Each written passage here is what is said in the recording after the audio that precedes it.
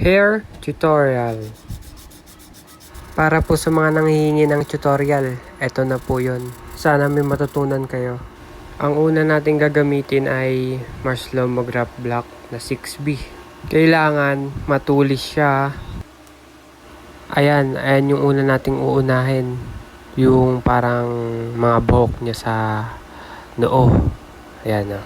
Kaya kailangan siyang matulis para magmukha talagang buhok. Pagtapos na, ayan, yung mismong paligid ng buhok. Magsisilbi lang yung outline para hindi siya mabura pag nag-charcoal powder na. Take note lang, huwag masyadong madiin para mamaya mabalikan nyo pa.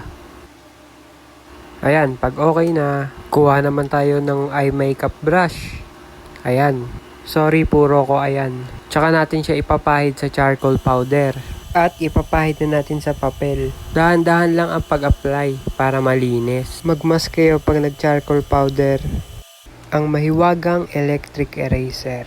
Ito yung magbibigay ng highlight sa buhok. Lagi dapat matulis yung edge nung electric eraser para magmukha talaga siyang buhok. Kung nakikita nyo, unti-unti nang nagkaka-highlight yung buhok. At ito yung nagbibigay sa kanya ng realistic.